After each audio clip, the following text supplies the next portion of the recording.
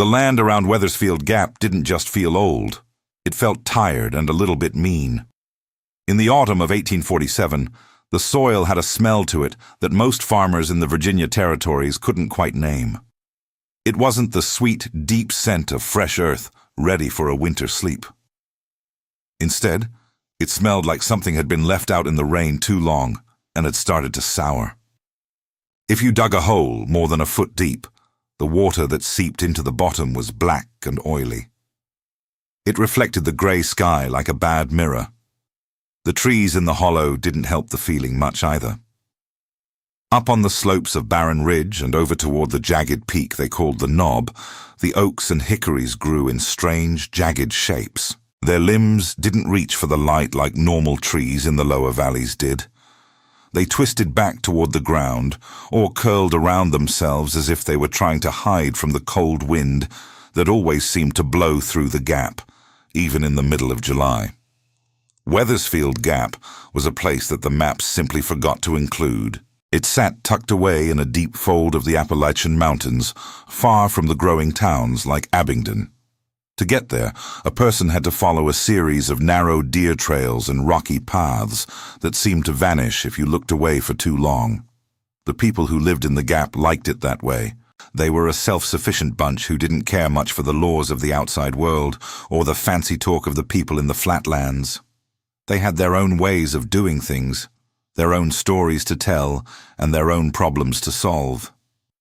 Life in the hollow was hard and often short, but it was theirs. They traded with each other for what they needed and kept their business behind the high ridges that walled them in from the rest of the world. Phineas Dork was the man people went to when they needed something decided. He was 44 years old, but the mountains had a way of adding extra years to a man's face. His skin was the color of old cedar, lined with deep creases that held the dust of the valley. Phineas was a tanner by trade. He spent his days working with raw hides, salt, and the bitter liquid made from boiled oak bark. Because of his work, his hands were permanently stained a dark, rusty brown. No matter how much he scrubbed them with lye soap at the end of the day, the color never came out. It looked like he was always wearing a pair of thin leather gloves. He was a broad-shouldered man, thick in the chest, and steady on his feet. He didn't talk more than he had to. But when he spoke, people listened. His family had been in the Gap since the first cabins were raised, and he carried that history in the way he walked. Phineas lived in a large, 2-story log homestead that sat on a small rise near the center of the hollow. It was the sturdiest building for miles, made of heavy timber that had been notched and fitted with a precision that was rare in the backwoods. From his front porch, Phineas could see the smoke rising from the chimneys of his neighbors, though none of them were close enough to be called near. Before we continue, subscribe to the channel and tell us in the comments where you are watching from. The air around the Dorch homestead usually smelled of wood smoke and the sharp, acidic tang of the tanning vats that sat in a shed behind the house. It was a smell Phineas had known since he was a boy, and to him, it meant work and survival. He was a practical man who didn't have much time for ghost stories or the superstitions that many of the other folks in the Gap held onto like they were gospel truth. But even a man as practical as Phineas could feel that something was changing as October moved toward its middle. The year 1847 had been a strange one. The summer had been too wet, and the corn had come up stunted and pale. Some of the cattle had taken sick with a wasting disease that left them nothing but bone and hide before they finally collapsed in the fields. The elders in the valley whispered that the land was reacting to something, though they wouldn't say what. The silence in the woods seemed to get heavier every day. Usually, the hills were full of the sounds of squirrels chattering and birds calling to one another, but lately, the only thing a person could hear was the wind whistling through the dry corn husks. It was a lonely, hollow sound that made a man want to stay close to his hearth.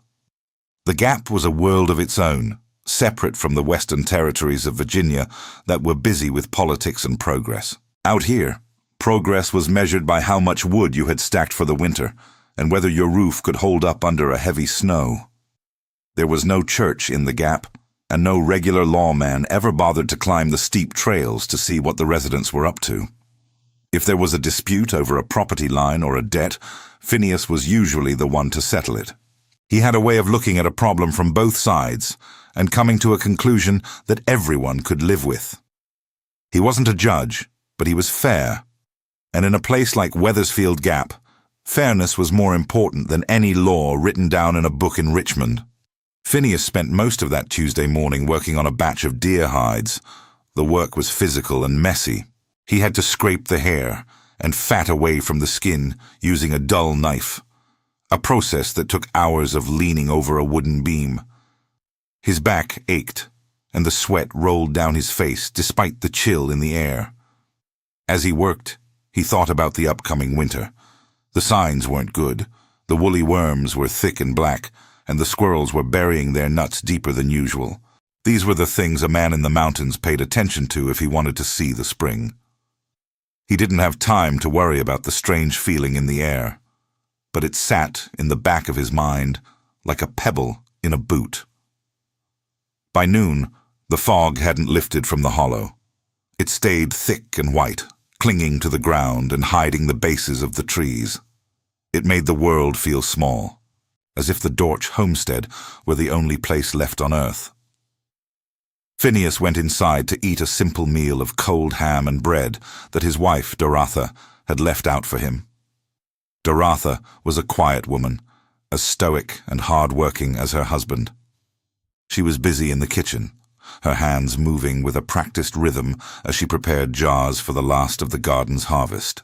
They didn't talk much while they ate. They didn't need to. They had been married for 20 years, and they understood each other's silence. It was a comfortable way to live, but today, the silence in the house felt different. It felt like they were both waiting for a knock on the door that they knew was coming. The Gap had a way of holding its breath when something important was about to happen. Phineas noticed it when he went back out to his tanning shed. The birds were still quiet. The creek that ran through the bottom of his property, which usually made a pleasant splashing noise over the rocks, seemed to be muffled, as if the water itself were trying to move without being noticed. He looked up toward Barren Ridge, where the trees were thickest and the shadows stayed dark all day. Up there, in a small cabin made of silvered cedar logs, lived Jessamine Saul. She had lived there as long as Phineas could remember, and she was a woman who stayed on the edges of everyone's lives. People in the Gap had a complicated relationship with her. She was the one you went to when the local midwife was stumped or when a cow wouldn't give milk. But she was also the one people blamed when things went wrong without a clear reason. Phineas knew that the peace in the hollow was fragile. It was held together by the hard work of people who had very little to lose. When a community is as isolated as Wethersfield Gap, everyone's business becomes everyone else's business, whether they like it or not. The atmosphere of the Western Territories was often defined by this kind of rugged independence. But in the Gap, it was amplified by the geography itself. The mountains didn't just provide a home, they provided a prison. You were trapped with your neighbors, trapped with the weather, and trapped with the things that lived in the dark spaces between the ridges. Phineas wiped his stained hands on his apron and looked out at the gray horizon. He didn't know it yet, but the quiet of the morning was about to be broken by a piece of news that would change everything for the people of the Hollow. The sick land was about to claim more than just the crops and the cattle. It was about to demand a reckoning that none of them were truly prepared to face. Phineas leaned against the doorframe of his tanning shed, his eyes fixed on the distant, jagged line of Barren Ridge. The fog was still thick, but he knew exactly where Jessamine Saul's cabin sat, even if he couldn't see the silvered cedar logs from here. To the people of Wethersfield Gap, Jessamine wasn't just a neighbor, she was a fact of life, as permanent and sometimes as harsh as a winter freeze. She had lived up there for as long as anyone could remember. The older folks said she was 67, but there were some who whispered she had been an old woman when their grandfathers were still boys. She was a woman built of thin wire and old secrets, and her presence in the hollow was something everyone felt, even when she wasn't around. She was impossibly thin, the kind of thinness that made you wonder how her bones stayed covered. When she walked down the steep trails into the valley, she didn't move like a normal person. She seemed to glide over the rocks and roots, her long skirts brushing against the ferns without making a sound. But it was her hands that people talked about when they were safe behind their own locked doors. Her fingers were long, yellowed and twisted at the joints. They looked more like the gnarled roots of an old mountain laurel than human flesh and bone. When she reached for something, her movements were slow and deliberate, and those root-like fingers seemed to have a life of their own, twitching with a nervous energy that made a man want to step back. In the gap, Jessamine was a woman of two faces. To some, she was the only hope they had when things went wrong. There was the story of Obadiah Fenwick and his prize plow horse. It had happened about 5 years ago, during a summer that was almost as stifling as this autumn was cold. Obadiah's horse had gone down in the middle of a dry field, its belly swollen and its eyes rolled back in its head. It was the staggers, or something worse, and the animal was thrashing so hard it was breaking its own teeth. Obadiah was standing there with his rifle, ready to end the poor thing's misery, when Jessamine appeared at the edge of the woods. She didn't say hello. She just walked over to the horse, ignored the dangerous flailing of its hooves, and laid those long, twisted fingers on its neck. She leaned down and whispered something into the horse's ear, no one knows what, and within minutes, the animal grew still. An hour later, it was up on its feet, shaking off the dust and looking for water. Obadiah tried to offer her a sack of grain as payment, but she just looked at him with those pale, unblinking eyes and walked back into the trees. Then there was Parthenia Galt. The poor girl had been suffering from a lung fever that had already claimed 2 of her younger brothers. The doctor from Abingdon had come up the mountain once, taken one look at her blue lips and shivering frame, and told her parents to start digging a hole in the family plot. But Jessamine showed up that evening with a jar of dark, bitter-smelling liquid. It smelled like the very bottom of a swamp, sharp and earthy. She made Parthenia drink it, and she stayed by the girl's bed all night, humming a low, tuneless song that sounded like the wind through a hollow log. By the time the sun came up, Parthenia's fever had broken. She's a grown woman now with children of her own, and she still says she can taste that bitter swamp water every time it rains. But for every story of healing, there was a darker tale that kept the children of the Gap close to home after sunset. Jessamine Saul was not a woman you wanted to cross. She had a memory for slights that lasted decades, and she didn't believe in forgiveness. Limu Stotch found that out the hard way. Limu was a big, loud-mouthed man who didn't believe in anything he couldn't hit with a hammer. One day at the spring, he got tired of waiting for Jessamine to fill her small wooden buckets. He pushed her aside, calling her an old mountain crow and telling her to get out of the way of a man who had real work to do. Jessamine didn't fall, but she stumbled. She didn't yell or even look angry.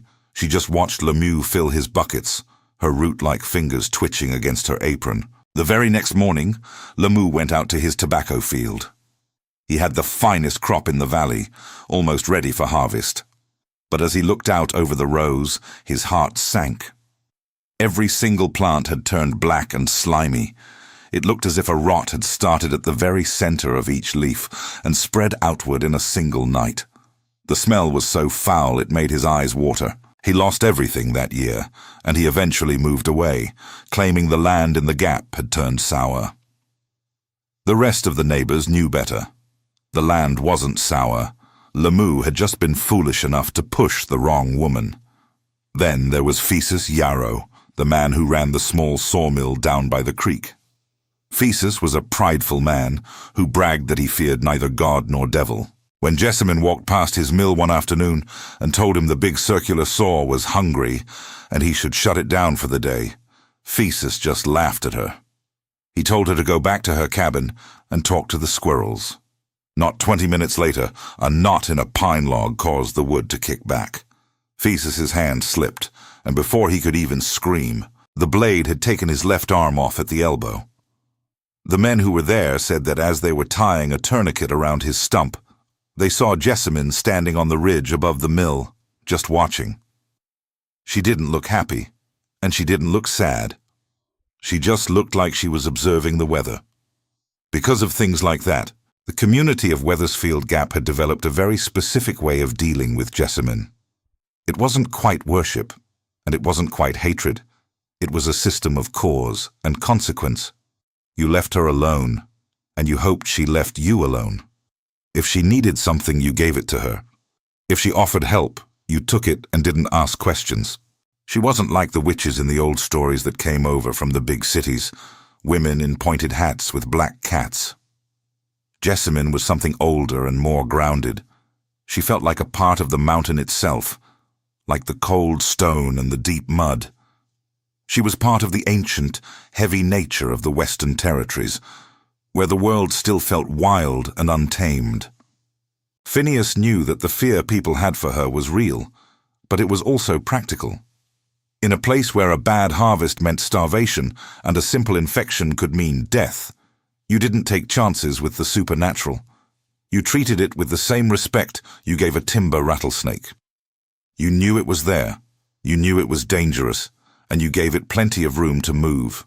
That was why the news of her death, which had been trickling down from the ridge since Virgil Pressman had made his discovery, was so unsettling. A dead Jessamine Saul felt, in many ways, more dangerous than a living one. A living woman had rules. A living woman could be bargained with or avoided. But a dead witch was an unknown. The people of the Gap didn't know what happens to all that power and all that knowledge when the heart stops beating. They didn't know if the grudges she held would die with her, or if they would linger in the air like the smell of her bitter medicines. As Phineas looked up at the ridge, he felt a weight in his stomach that had nothing to do with the ham and bread he'd eaten for lunch. He thought about those root-like fingers and the way they used to twitch. He wondered if they were finally still now, or if they were still reaching for something in the dark. The sick land was quiet, but it was the kind of quiet that comes right before a storm breaks. And as the master of the largest house in the hollow, Phineas knew the responsibility of what came next was going to fall squarely on his shoulders. He wiped his hands on his leather apron again, the dark stains of the tanning liquor looking like old blood in the gray light of the afternoon. The legend of Jessamine Saul was moving into a new chapter, and nobody in Wethersfield Gap was ready to read it. Virgil Pressman was a man who preferred the predictable nature of a dull blade to the sharp uncertainty of the mountain. He lived in a small cabin near the creek, far enough from the center of the Gap to avoid the constant noise and the pungent, heavy smell of the tanning yard, but close enough that people knew where to find him when a tooth needed pulling or a deep cut needed stitching.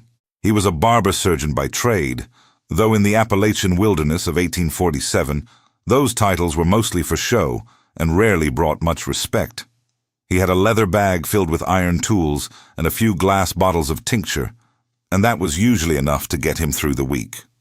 But for 7 days, Virgil had been watching the ridge with a growing sense of dread. He sat on his small porch every evening as the sun dipped behind the jagged peaks, his eyes fixed on the spot where the trees thinned out near Jessamine Saul's home.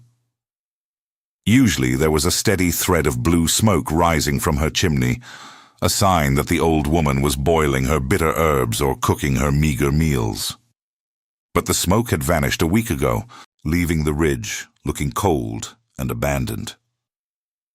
The climb up Barren Ridge was never easy, but that morning it felt like the mountain itself was trying to push Virgil back down toward the safety of the valley. The path was a narrow ribbon of mud and loose shale that wound through thickets of mountain laurel and stunted oaks. As he climbed higher, the air grew thinner and sharper, carrying the scent of damp earth and the heavy smell of rotting leaves. Virgil kept his eyes fixed on his boots, trying to ignore the way the shadows seemed to stretch and move between the trees, even though the sun was high. He wasn't a man who believed in the tall tales the children told, but he believed in Jessamine Saul, and that was enough to make his heart hammer against his ribs like a trapped bird. He thought about the stories he had heard since moving to the Gap, how Jessamine could stop a bleed with a single whispered word or turn a man's luck sour with a simple glance. He hoped she was just sleeping, or maybe she had finally decided to move on to another part of the woods. But deep down, in the practical part of his mind that dealt with the cold reality of the flesh, he knew what he was going to find. When he finally reached the clearing, the silence was the first thing that hit him. It wasn't just the absence of noise. It was a heavy, suffocating weight that seemed to press against his ears and chest. Jessamine's cabin was a low, hunched-over structure, built into the side of the hill as if it were trying to crawl back into the dark earth. The door was made of rough-hewn oak, and it stood wide open, exposing the dark interior to the grey light of the morning. Virgil stopped at the edge of the porch, his hand gripping the strap of his medical bag. "Miss Saul?" he called out, his voice sounding thin and weak in the vast, empty quiet of the ridge. There was no answer. He took a single step onto the wooden boards, and they groaned under his weight with a sound like a bone snapping. He moved inside, his eyes taking a long moment to adjust to the thick gloom of the room. He found her sitting in her old hickory rocking chair, positioned right in front of the cold hearth. The fire had long since gone out, leaving nothing but a pile of grey, lifeless ash and a few charred logs. Jessamine was perfectly still. She was wearing her usual dark, heavy dress, and her thin shoulders were draped in a tattered grey shawl that looked like it had been woven from spiderwebs. Her hands were resting on the arms of the chair, those long, root-like fingers curled just slightly over the edges of the wood. Virgil approached her slowly, his breath catching in his throat. He had seen many dead bodies in his short career. He had seen a man crushed by a falling timber and a child taken by the winter croup. But Jessamine didn't look like any of them. Usually death brought a certain slackness to the features, a sense that the person had simply vacated the building and left a shell behind. But Jessamine looked tight, almost coiled. Her skin was stretched thin over her sharp cheekbones, and her eyes were wide open, staring straight ahead at the empty doorway he had just walked through. Virgil reached out, his fingers trembling as he touched the side of her neck. She was cold, colder than the air in the cabin. There was no pulse, no flicker of life left in that brittle, ancient frame. He let out a long breath he hadn't realized he was holding, the sound echoing softly in the small room. He reached up with 2 fingers to close her eyes, a final gesture of respect for the woman who had held the gap in her grip for so long. But as he looked closer at her face, he stopped. There was a tiny curve at the corner of her mouth. It was barely there, just a slight, sharp lifting of the skin, but it changed her entire expression. It wasn't a peaceful look, and it wasn't a pained one. It was a smile of recognition, a secret shared between her and the shadows. It looked as if she had seen something coming from a long way off, and had welcomed it with a quiet, knowing satisfaction. Virgil pulled his hand back quickly. He didn't try to close her eyes again. He couldn't shake the feeling that she was still watching him through those pale, unblinking pupils, recording his fear for some future use. He didn't stay a second longer than he had to. He grabbed his bag and practically ran from the cabin, his boots sliding on the damp leaves as he hurried back down the ridge. He didn't look back until he reached the floor of the valley, where the world felt a little more solid. By the time he walked into Phineas Dorsch's tanning yard, he was covered in a cold sweat despite the autumn chill. Phineas was busy with a large cowhide, his arms submerged up to the elbows in a vat of dark, pungent bark liquor. He looked up as Virgil approached, his steady grey eyes taking in the barber surgeon's pale face and trembling hands. Phineas didn't say anything at first. He just waited, leaning his weight against the edge of the vat. In a place like Wethersfield Gap, News of death often felt like it arrived on the wind before the messenger ever opened his mouth. Virgil leaned against a wooden post, trying to catch his breath and slow the racing of his heart. "She's gone, Phineas," he said, his voice cracking slightly. "She's up there in her chair. Been dead a week, I reckon, by the look of the hearth." Phineas pulled his arms out of the vat, the dark tanning juice dripping from his skin like old blood. He reached for a rough burlap rag and began to wipe his hands, his movements slow and deliberate, as if he were trying to process the weight of the words. He didn't look surprised, but a shadow of something that might have been concern passed over his face. He looked toward the ridge, where the trees stood like silent sentinels against the sky. "Was it peaceful?" Phineas asked, his voice low and steady. Virgil hesitated, the image of that tiny, sharp smile flashing in his mind. He thought about the way the eyes had seemed to track his movement and the silence that felt like a physical weight pressing down on the cabin. He thought about the open door and the cold ash in the fireplace. "No," Virgil said finally, his voice stronger now. "It wasn't peaceful at all." "It was. Something else entirely. Her eyes are open, Phineas, and she's smiling. It's not right. None of it is right." Phineas nodded slowly, throwing the rag aside and looking at his stained hands. He knew that a simple death was a luxury the Gap rarely afforded, especially for someone like Jessamine Saul. He knew that the community would expect him to do something, to lead them through whatever was coming next. He looked at Virgil and told him to go find Buford Creech. They were going to need a strong back and a sturdy cart to bring her down from that ridge, and they were going to need to do it before the sun went down. The unspoken understanding of the valley was already shifting, moving from a quiet dread into a cold, hard reality. The witch was dead, but the weight of her presence was heavier than it had ever been. Phineas stood still for a long time after Virgil left.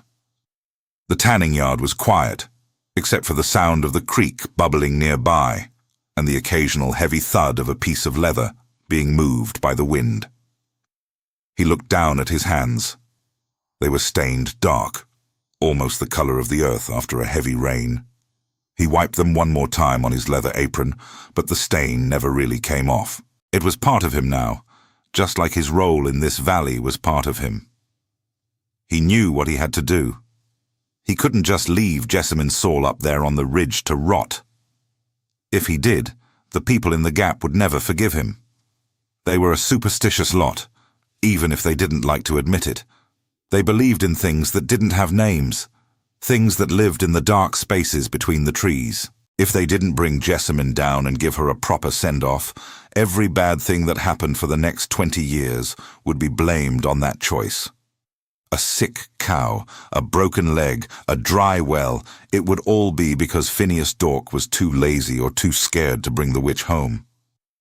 He walked out of the tanning yard and headed toward his house. It was a big, sturdy building.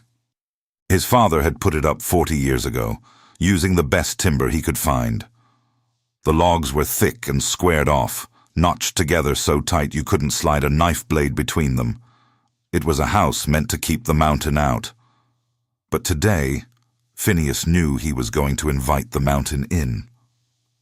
He climbed the porch steps, the wood feeling solid under his boots. Doratha was waiting for him at the door. She didn't ask what was wrong. She just looked at him with those quiet, observant eyes of hers. She had a dishcloth in her hands, and she was wringing it tight. Phineas saw the tension in her knuckles, a sign that she already sensed the weight of the news Virgil had brought. "Virgil found her," Phineas said. His voice was low, but it carried in the still air. "She is dead in her chair. We are going to bring her here." Doratha didn't flinch. She just nodded once, her face as stoic as the mountains themselves. "The big room?" she asked, already turning her mind to the chores that would need to be done to prepare for a house full of people.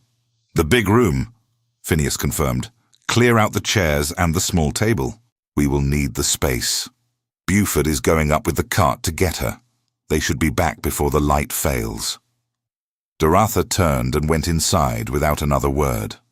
She was a woman of action, and she knew that a wake for someone like Jessamine Saul required a specific kind of preparation.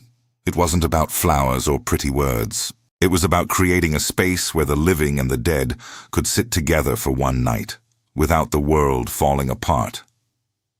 In the Gap, a death was never just a death. It was a community event, a shared burden that had to be carried by everyone if they wanted the sun to rise the next morning. Phineas stayed on the porch for a minute, looking out over the Gap. He could see the smoke rising from a few other cabins, scattered through the trees. Word was already moving. He could feel it.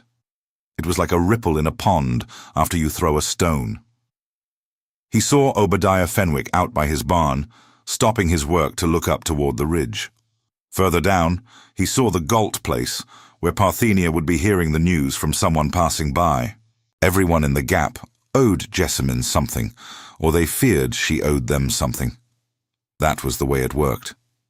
She had been the one they went to when the doctors in Abingdon were too far away or too expensive. She had been the one who knew which roots to boil and which leaves to press against a wound. But she was also the one they whispered about when the milk went sour for no reason. Holding the wake at his own house was a heavy burden, but Phineas knew nobody else would do it. The other houses were too small, or the families were too flighty. His house was the center of the community. It was where they held meetings and where they stayed when the floods came. It was a place of safety.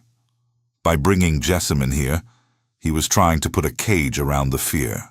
He wanted to show the people that even a woman like her was just flesh and bone in the end. He wanted to prove that she could be contained within 4 walls and a roof.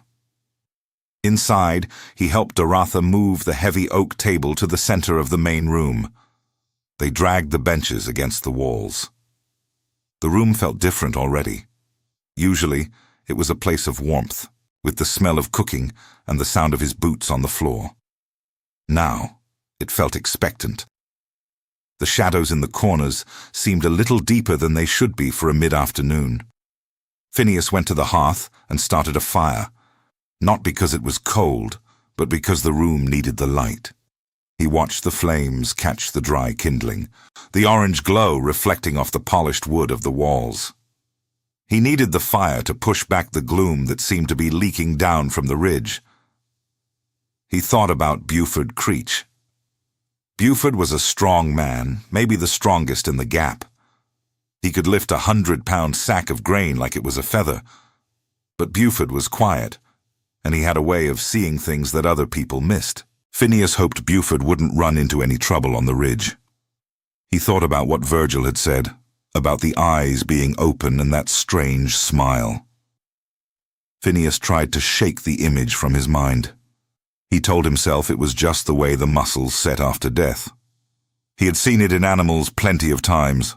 Sometimes the face just didn't settle right. But Jessamine wasn't a cow or a deer. She was a woman who had spent 60-some years living on the edge of the world, talking to things that most people ignored. Lemu Stotch will be here first, Doratha said, coming back into the room with a stack of clean linens. He will want to see for himself that she is really gone. He is still bitter about that tobacco crop turning black. He will want to make sure the dirt is ready for her. "Let him come," Phineas said. "Let them all come. If they see her lying there, maybe they will stop looking over their shoulders every time the wind blows. We will give her a night of respect, and then we will put her in the ground tomorrow morning. That is the end of it." He wanted to believe that. He really did. He wanted to believe that death was a door that only opened one way. But as he looked at the empty space in the middle of the room where the body would soon lie, he felt a chill that the fire couldn't touch. He went to the window and looked toward the path that led up to Barren Ridge. He waited for the sound of the mule cart, for the creak of the wheels and the heavy tread of Buford's boots. The sun was starting to dip behind the peaks, casting long, thin shadows across the valley floor. The day was ending, and the wake of Jessamine Saul was about to begin. He spent the next hour preparing the trestles. He wanted the body to be elevated so everyone could see. It was important that there were no doubts. In a small place like Wethersfield Gap, a rumor could turn into a religion if you weren't careful. If someone thought Jessamine was still alive, or that she had turned into a bird and flown away, it would cause trouble for years.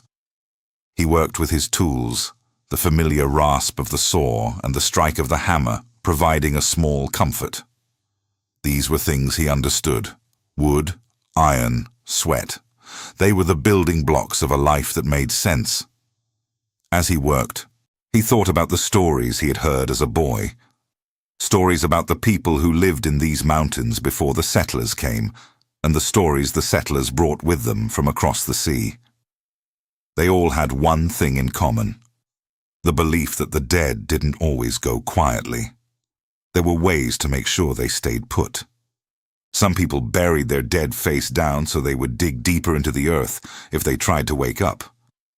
Others put heavy stones on the grave. Phineas didn't want to go that far, but he understood the impulse. He was a man of the modern world, or as modern as 1847 allowed, but the mountains had a way of stripping away your logic. Doratha was busy in the kitchen now. She was making a large pot of coffee and some simple bread.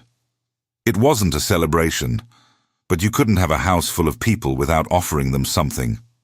It kept their hands busy and their mouths occupied.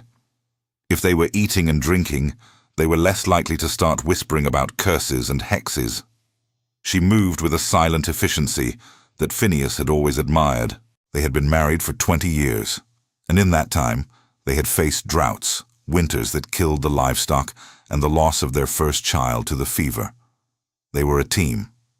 They didn't need to talk much to know what the other was thinking. He looked at the front door. He had left it open, just as it would stay all night. It was a tradition. You didn't lock the door during a wake, or the spirit might get trapped inside. Phineas didn't know if he believed that, but he wasn't going to take any chances. Not today. He could see the first of the neighbors arriving at the edge of his property.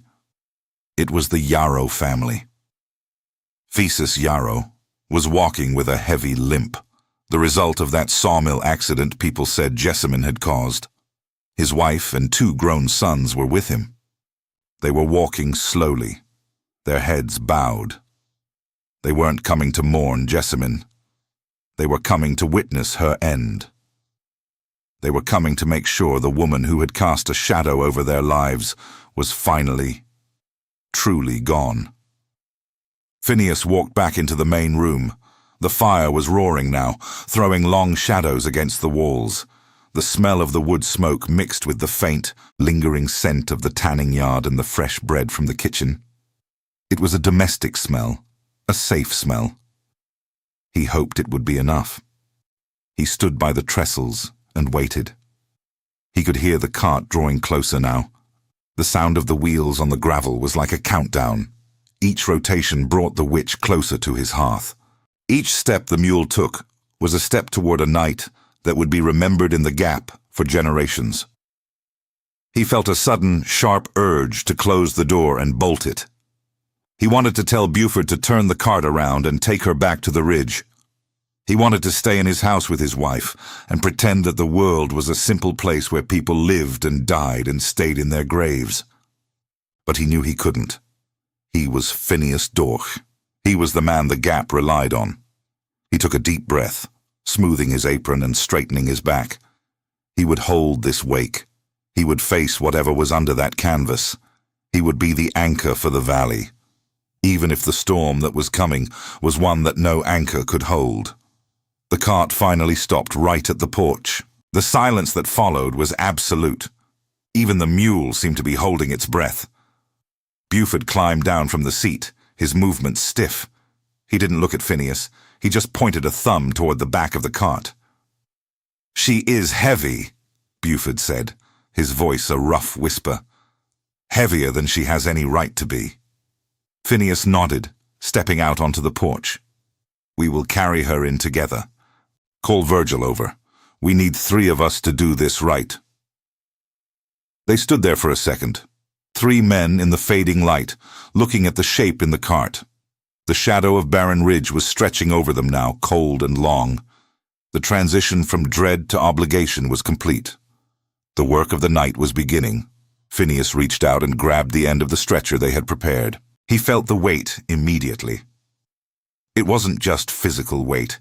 It was the weight of every story, every fear, and every mystery Jessamine Saul had ever carried. Together they began to lift, moving slowly toward the open door of the Dorch homestead, where the fire waited to witness what they had brought down from the ridge. Buford Creech was not a man given to flights of fancy or the tall tales that often circulated around the campfires of Wethersfield Gap. He was built like a stone chimney, wide and solid, with hands that had spent 30 years clearing timber and wrestling steers into submission. He was the kind of man who did not speak unless the words were absolutely necessary, and even then, he kept them short and blunt. When Phineas had sent him up to Barren Ridge with the mule cart and a heavy roll of canvas, he hadn't expected any trouble. Buford was a man who respected the dead, but he did not fear them. Or at least, he hadn't until that October afternoon. The sun was low, casting a sickly yellow light over the valley when the sound of the cart finally reached Phineas's ears. It was a slow, rhythmic creaking, the sound of wood straining under a load that seemed far too heavy for a single body. Phineas stood on the porch, his hands tucked into the pockets of his leather apron, watching the trail. When the mule, Old Jack, finally emerged from the tree line, the animal was lathered in a thick white sweat, his ears pinned back against his head. He was pulling against the bit, his hooves striking the ground with a nervous, uneven beat that suggested he wanted to be anywhere but where he was. Buford sat on the bench, his back as straight as a board, staring fixedly between the mule's ears. He didn't look at the house, and he didn't look at Phineas as he pulled the cart to a halt. Buford climbed down from the seat with a stiffness that made him look 20 years older. He didn't say a word at first. He just stood there, his chest heaving, wiping a layer of grime and cold sweat from his forehead with the back of his hand. His face was a shade of grey that Phineas had only ever seen on men who were about to lose their footing on a steep cliff. Phineas walked down the steps, his own boots crunching on the gravel. He looked at the back of the cart, where a long, narrow shape lay wrapped tightly in the canvas. The rope was knotted with a frantic precision, as if Buford had been trying to bind something that might try to escape. Phineas reached out to touch the side of the cart, but Buford suddenly grabbed his arm. His grip was like iron, and his fingers were shaking. Phineas looked at him, surprised by the sudden show of emotion from a man who usually moved with the steady indifference of a mountain. Buford's eyes were wide, the whites showing all the way around the pupils. He leaned in, his voice a rough, dry rasp that barely carried over the sound of the wind. He told Phineas about the journey down from the ridge. It was a story that Phineas would replay in his mind for the rest of his life. Buford had found Jessamine Saul exactly where Virgil said she would be, sitting in her rocking chair on the porch of her cabin. He'd followed the instructions, wrapping her in the canvas and tying her down. At first, she felt like nothing more than a bundle of dry sticks. He'd carried her to the cart with ease, thinking only of getting the job done before the light failed. But as soon as he turned the mule back toward the gap, things began to feel wrong. The air around the cart grew heavy, and the mule started to fight him, snapping at the air and bucking against the harness. The first incident happened near the bend at the creek, where the trees grew so thick they blotted out the sun even at midday. The cart hit a submerged root, a sharp jolt that nearly threw Buford from his seat. He'd pulled the mule to a stop and climbed into the back to check the load. The canvas had shifted, slipping just enough to expose the top of Jessamine's head. Buford told Phineas that he hadn't been worried until he saw her eyes. They were wide open, staring straight up at the canopy of the oaks with a flat, milky intensity. He knew Virgil had said she died with her eyes open, but it was still a shock to see them in the dim light. Buford had reached out and pressed the lids down with his thumbs. He was a practical man, and he knew that sometimes the muscles of the dead would twitch or settle. He held them shut for a long minute, counting the seconds under his breath, making sure they were closed tight. He tucked the canvas back around her face and tied the rope even tighter than before. He got back on the seat and urged the mule forward, trying to put the shadows of the creek behind him. But less than a mile later, he felt a sudden, freezing draft on the back of his neck, though the wind was blowing from the front. He looked back over his shoulder, and his heart nearly stopped. The canvas was still tied, the rope hadn't moved, but the flap covering her face had been pushed aside from the inside. Jessamine's eyes were open again. This time, they weren't looking at the sky. They were angled toward the front of the cart, as if she were watching the back of his head. Buford stopped the cart again, his hands trembling so hard he could barely hold the reins. He went back, and for the second time he forced the eyes shut. He said he felt a strange resistance behind the lids, a pressure like a finger pushing back against his own. He closed them, prayed a short, frantic prayer, and covered her again. He didn't look back for the rest of the trip. He kept his eyes on the trail, even when he heard a sound from the back of the cart. It was a faint, dry sound, like the scratching of a bird's claw on wood, or a dry leaf blowing across a porch. He told Phineas that he felt like he was hauling a ton of lead instead of a thin old woman. The mule was nearly exhausted by the time they reached the clearing, and Buford was convinced that if he looked back one more time, he would see her sitting upright in the bed of the wagon. Phineas listened to the story in silence. He wanted to tell Buford it was just the vibration of the cart, or the way the shadows played tricks on a man's mind when he was alone in the woods. He wanted to say that the dead are just shells, and that there was nothing to fear from a woman who had stopped breathing days ago. But he looked at Buford's face, and then at the mule, and the words died in his throat. He looked at Virgil Pressman, who had joined them in the yard. Virgil was ashen, his hands stuffed deep into his coat pockets.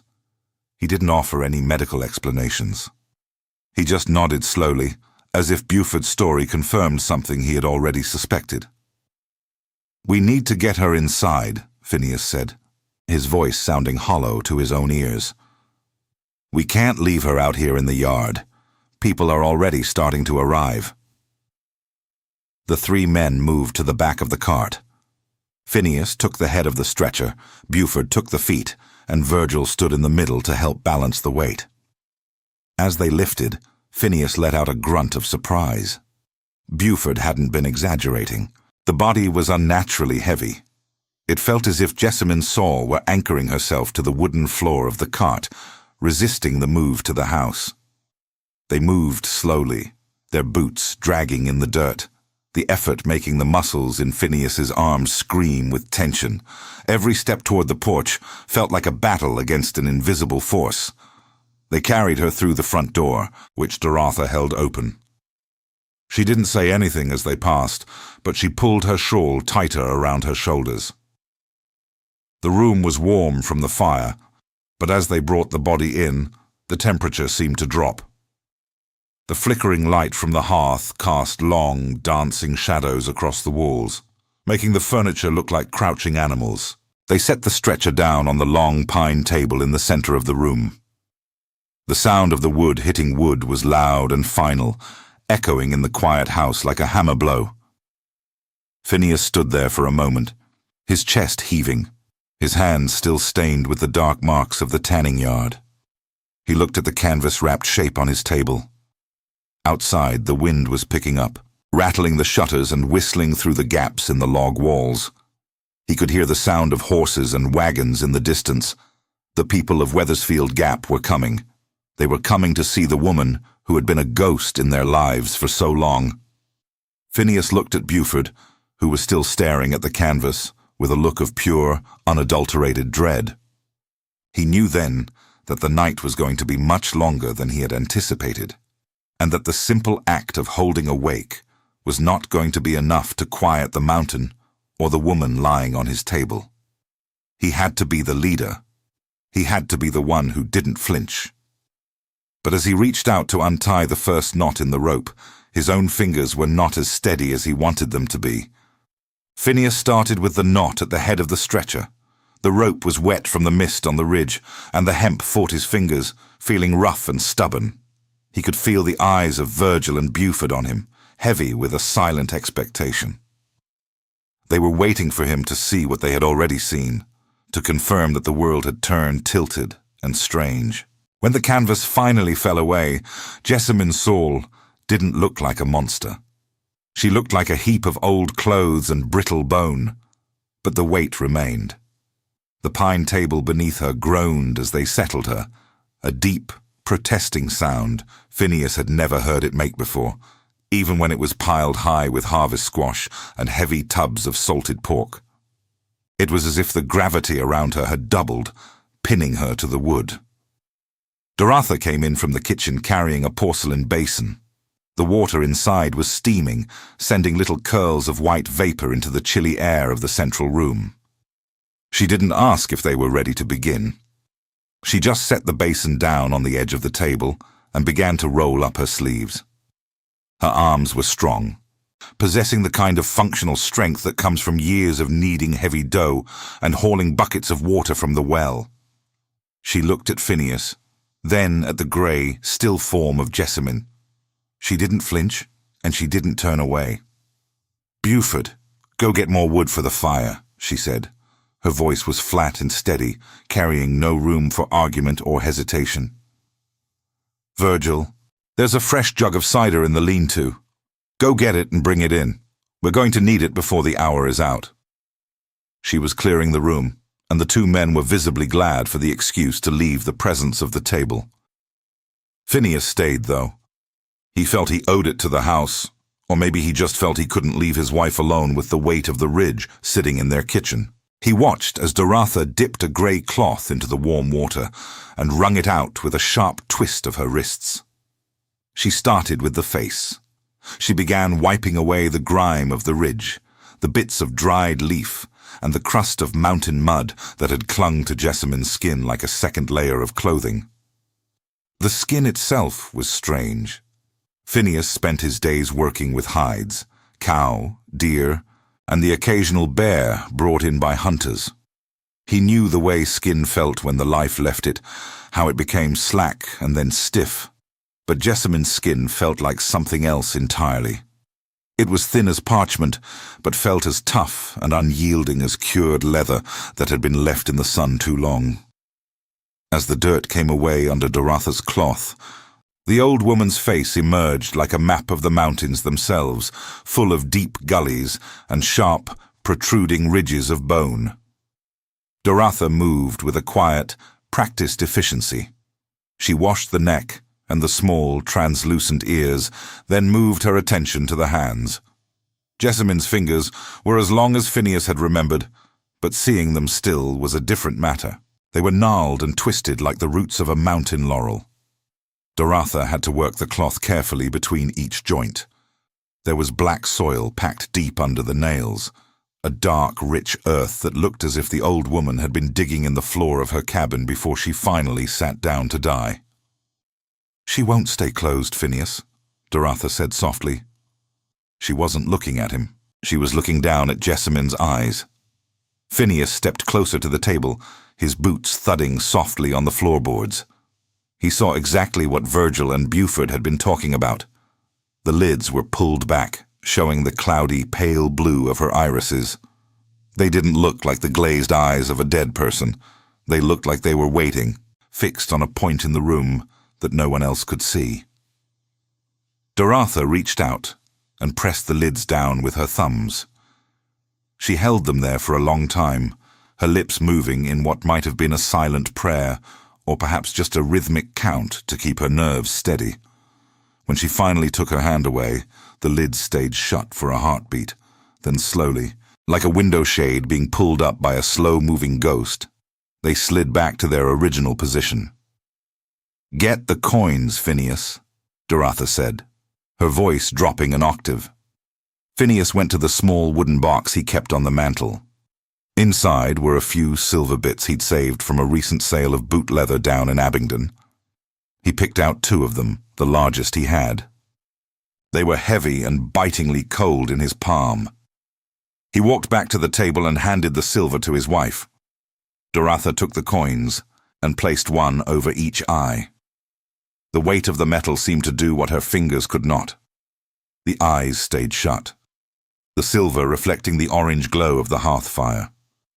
But as Phineas watched the face, he noticed a tiny, almost imperceptible tremor in the old woman's cheek. He told himself it was just the muscles settling, the way a log house groans at night when the temperature drops, but it made the hair on the back of his neck stand straight up. Next came the hair.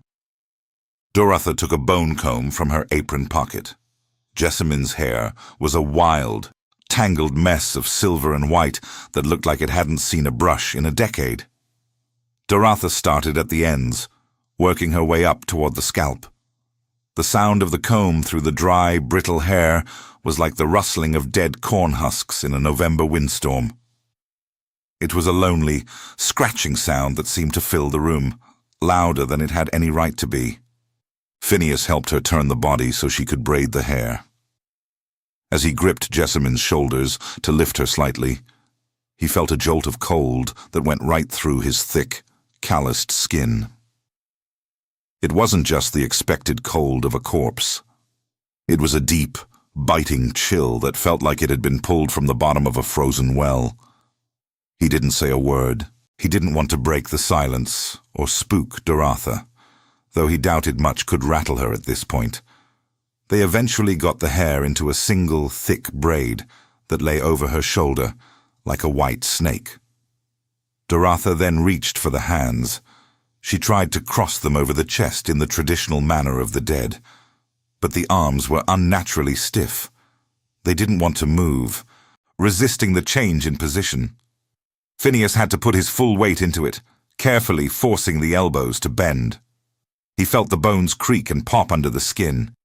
It felt like he was trying to bend a dry hickory branch that was just a second away from snapping in his hands. Finally, they got the hands positioned, one resting over the other. The long fingers looked like they were clutching at her own chest, as if she were holding on to a secret buried in her ribs. Doratha stepped back and wiped her forehead with the back of her hand. She looked exhausted, her face pale, but she maintained her mask of calm. "She's ready," Doratha said, "as ready as she'll ever be for what's coming." Phineas looked at the woman on his table. She was covered now in a clean white sheet that Doratha had pulled from their linen chest, with only her face and hands showing. The silver coins caught the light, 2 bright, unblinking spots in the dim room. She looked like a queen of the dirt, a ruler of the hollows and the dark, forgotten places between the trees. The room felt different now. The air was thick and heavy, like it was full of fine dust that refused to settle. Phineas went to the window and looked out. The sun was gone, leaving only a bruised purple smear on the western horizon. Down the path that led into the gap, he could see the bobbing yellow lights of lanterns. The first of the neighbors were arriving. He could hear the low, rhythmic rumble of a wagon and the heavy, rhythmic thud of horse hooves on the packed earth. "They're here," he said, his voice sounding like a rasp. Doratha nodded. She went to the hearth and began to stir a large pot of stew she had started earlier. It was a normal thing to do, a practical thing that anchored her to the world of the living. People would be hungry after their travels through the dark. They would need food and drink to get through the long night ahead. But as she stirred the pot, her eyes kept drifting back to the table in the center of the room. Phineas went to the door to meet them. He saw Obadiah Fenwick pulling his horse to a halt in the yard. Behind him was Parthenia Galt, wrapped in a heavy wool coat, her face looking like a white stone in the lantern light. They weren't talking to each other. Usually a gathering in the gap was a time for news, trade, and gossip. But tonight, the silence was as heavy as the body on the table. As Phineas stepped out onto the porch, the wind caught the heavy oak door, and tried to rip it from his grip. It was a cold, sharp wind that smelled of damp earth and the coming winter. He braced himself against the frame and beckoned the people inside. He knew exactly what they were looking for. They weren't here to mourn a neighbor. They were here to make sure she was truly gone, and to see for themselves if the mountain had finally let go of its hold on Jessamine Saul. But as the first of them crossed the threshold and saw the silver-eyed woman lying in the center of the room, the silence only deepened. Phineas stood by the door, his hands clasped behind his back, trying to maintain the appearance of the steady leader they all expected him to be. But in his mind, he could still feel the biting cold of those shoulders and the way the wood of his own dining table had groaned under a weight that shouldn't have been there. The wake had begun, but it didn't feel like any wake Phineas had ever attended. It felt like a vigil at the edge of a cliff. It felt like they were all sitting in a trap, waiting for the teeth to snap shut. The fire flickered, and for a moment, the silver coins seemed to blink. Phineas watched as more lanterns flickered in the deep woods. The people of Wethersfield Gap arrived in small groups, moving as if there was safety in numbers. They did not say much when they reached the porch. They simply stomped the mud off their heavy boots and stepped into the yellow light of the main room. Obadiah Fenwick was the first to approach the pine table. He stood there for a long time, looking down at the white sheet and the silver coins. His face was weathered and lined, like the bark of an old oak. He was likely thinking about the time his best plough horse had been lying in the dirt, its belly swollen and eyes rolling back until Jessamine had walked down from the ridge. She had not used any medicine he recognized. She had simply whispered into the horse's ear and touched its flank with those long, root-like fingers. The horse had stood up 10 minutes later. Obadiah did not look thankful now. He looked like a man who was finally seeing a debt collector leave town, though he was not sure if the debt was actually paid. Parthenia Galt sat in the corner, clutching a wooden cup of cider. She did not look at the body at all. She kept her eyes fixed on the floorboards. Years ago, when her lungs were so heavy with fluid she could not take a full breath, Jessamine had given her a bitter tea that smelled like swamp water and old copper. It had saved her life, but Parthenia had never been able to look the old woman in the eye afterward. To Parthenia, Jessamine was not a neighbor. She was a force of nature, like a landslide or a flash flood. You did not love a landslide, you just tried to stay out of its path. By 8 o'clock, the room was full. Lemoustoch came in with his sons. They were big men, built for hard labor, but they looked small in the presence of the dead woman. Lemu was still bitter about his tobacco crop. He had never forgiven Jessamine for the night his fields turned black, and he kept touching a small piece of iron wrapped in leather that he wore around his neck. He did not trust that the silver coins would be enough to keep the old woman down. Phesis Yarrow arrived last. He walked with a heavy limp, a permanent reminder of the day the sawmill blade had bucked and nearly taken his leg. He found a spot by the fireplace and stared into the flames. He was a man of few words, and tonight he had none at all. He just nodded once to Phineas, a quick, sharp motion that said everything it needed to. Buford Creech stayed near the door. He would not go near the table. After what he had seen up on the ridge, the way those eyes had kept opening, he did not want to be within arm's reach of Jessamine. He kept his hat in his hands, picking at the brim until the felt was frayed. Every time the wind rattled the window panes, Buford would jump, his eyes darting toward the center of the room. Virgil Pressman moved among the guests, trying to be professional. He talked in low tones about the weather and the upcoming winter, but his voice lacked its usual confidence. He kept adjusting his spectacles, his hands shaking just enough for Phineas to notice. Doratha moved through the crowd with her stew pot. She served everyone, making sure their bowls were full. It was her way of keeping the peace, of making the house feel like a home instead of a tomb. People took the food, and the sound of wooden spoons clicking against pottery was the only noise for a long time. It was a rhythmic, hollow sound, It did not feel like a dinner. It felt like a countdown. The air in the house grew thick. It was not just the heat from the fireplace or the smell of 20 people in wet wool. It was something else. It felt like the air was getting heavy, like the way it feels right before a massive thunderstorm hits. The oxygen seemed thin, and Phineas found himself taking deep, intentional breaths just to keep his head clear. He looked around the room and saw that others were doing the same. Even the candles seemed to struggle, the flames burning low and blue despite the lack of a draft. Phineas stood by the mantel, his calloused hands resting on the wood. He looked at his neighbors. These were people he had known his whole life. He had sold them leather for their boots and harnesses. He had helped them raise barns and bury their kin. But tonight, they looked like strangers to him. They were all united by a singular, cold fear that they could not name. Suddenly, a gust of wind hit the house with such force that the heavy log walls groaned. A spray of dead leaves rattled against the glass like skeletal fingers. Everyone in the room froze. The spoons stopped clicking. The breathing stopped. All eyes turned toward the table.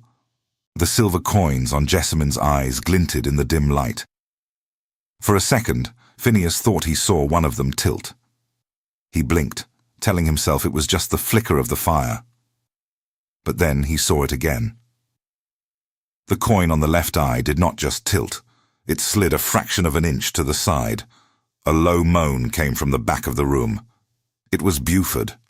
He was backing away toward the door, his face as white as the sheet covering the body. He whispered that she was not done with them. Phineas stepped forward, his heart hammering against his ribs like a trapped bird. He wanted to tell Buford to be quiet, to tell everyone that it was just the house settling, or the wind, but the words would not come. He looked at Doratha. She was standing by the hearth, her hand over her mouth, her eyes wide with a terror he had never seen in her before. The coin slid further. It hit the wood of the table with a soft clink that sounded as loud as a gunshot in the silent room. The eye underneath was open. It was not the dull, clouded eye of a corpse. It was bright, wet, and full of a terrible ancient intelligence. It rolled in its socket, looking around the room, taking in every face. The other coin fell a moment later. Jessamine did not move her body. She did not sit up or scream. She just lay there, her hands still crossed over her chest, and she looked at them. The room felt like it was shrinking. The walls seemed to be pressing in, and the shadows in the corners grew long and jagged, reaching out toward the center of the floor. Parthenia Galt let out a sob and ran for the door. Obadiah Fenwick was not far behind her. The spell of the wake was broken. The social obligation and the need for respect vanished in an instant, replaced by a raw, primal need to get away from that table. Phineas watched as his neighbors scrambled for the exit. They tripped over benches and pushed past each other, their faces twisted in panic. He heard the sound of wagons being whipped into a frenzy in the yard and the frantic thud of hooves as people fled back into the dark woods. In less than a minute, only Phineas, Doratha, and the body remained. Even Buford and Virgil were gone. The heavy oak door stood wide open, letting in the freezing mountain air and the scent of rotting leaves. The fire in the hearth hissed and died down to a few glowing embers. Phineas looked at the woman on the table. Her eyes were fixed on him now. He felt a coldness spreading through his limbs, a numbness that started in his feet and moved upward. It was not the cold of the wind. It was the same biting chill he had felt when he touched her shoulders earlier. He asked her what she wanted, but his voice was barely a breath. The body did not answer with words. Instead, the knowing curve of her mouth that Virgil had described began to widen. It was not a smile of joy or malice. It was the smile of something that had been waiting a very long time for the right moment to come home. The wind outside died down completely. The silence that followed was absolute. Not a cricket chirped, not an owl hooted. It was as if the entire mountain had held its breath. Phineas realized then that the wake was not for Jessamine Saul. It never had been.